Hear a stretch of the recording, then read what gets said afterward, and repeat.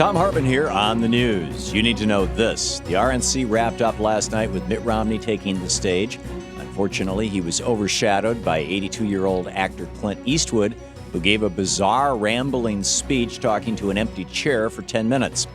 Romney had a clear goal for his speech: stay away from specifics. He focused on his biography, his family, how he started Bain Capital, and he attacked President Obama. But when it comes to what Romney would do to fix things, nothing. Crickets. No talk about tough decisions, no policy proposals, nothing. That's become a common theme for the Romney campaign. Stay away from specifics.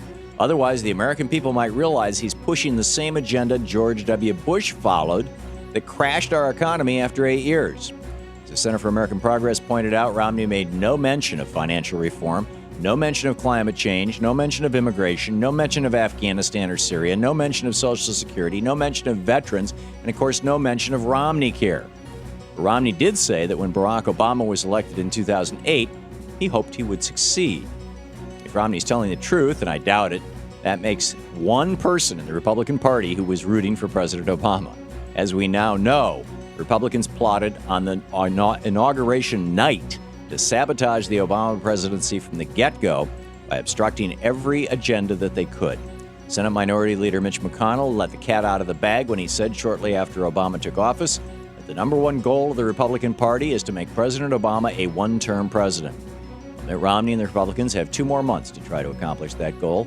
And with American oligarchs pledging to spend billions and Republican state legislators doing their part, passing voter ID laws to kick Democrats off the voting rolls, they may actually have a good chance at succeeding. Make no mistake about it, a Romney win in November means we're officially an oligarchy. In screwed news, each month that goes by in Europe, the continent's economy gets worse and worse thanks to crippling austerity measures. The number of unemployed people in the 17-nation Eurozone hit a record high after the month of July, with new data showing 88,000 more people lost their jobs just that month. That brings the total amount of unemployed to over 18 million people, the highest ever recorded. The unemployment rate in the Eurozone remained at 11.3%, more than 3 points higher than the United States. Unlike in Europe, the United States passed a stimulus package in 2009 that, according to the CBO, created as many as 2 million jobs. Republicans say the stimulus is a failure, never should have been passed. They also say austerity is the solution to our economic woes. But clearly, they're not paying attention to how austerity is playing out in Europe. In the best of the rest of the news, on Thursday, a federal court struck down a restrictive voter suppression ID law in Texas. The ruling comes after the Department of Justice blocked the law, arguing that it violated the Voting Rights Act. All 3 judges on the court agreed with the Department of Justice, saying the law would suppress minority voting. As the opinion read, quote, "The law imposes strict, unforgiving burdens on the poor, and disproportionately high percentages of African Americans and Hispanics in Texas live in poverty," end quote. While several states with Republican legislatures have passed similar voter suppression ID laws, Texas's takes the cake for absurdity. For example, under the Texas law, expired gun licenses from other states are considered valid ID, but student IDs and Social Security cards are not. After the ruling, Texas Attorney General Greg Abbott said his state will lodge an appeal to the Supreme Court, where he may find a more favorable audience. The High Court has repeatedly ruled that Americans do not have a federal right to vote. Stay tuned. Tragically, there was another mass shooting in America today, 1 week after last Friday's shooting outside the Empire State Building in New York City.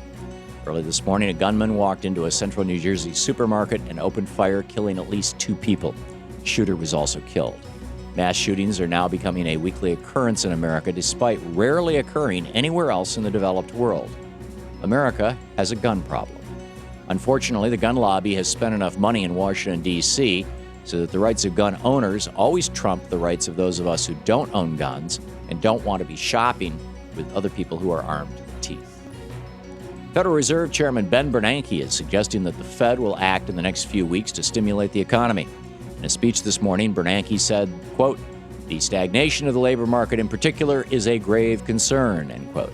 There's only so much the Fed can do to stimulate an economy through monetary policy. What our economy really needs is a massive government investment in infrastructure to put millions of jobless Americans back to work.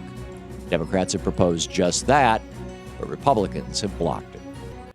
And finally, multimillionaire K Street lobbyist Grover Norquist and the Republican Party were just left in the lurch by one of their biggest donors, David Koch.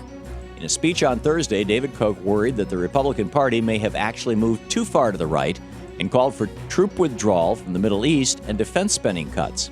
He also said he's in favor of marriage equality. But here's the real kicker. David Koch even suggested raising taxes, saying, "I think it's essential to be able to achieve spending reductions, and maybe it's going to require some tax increases."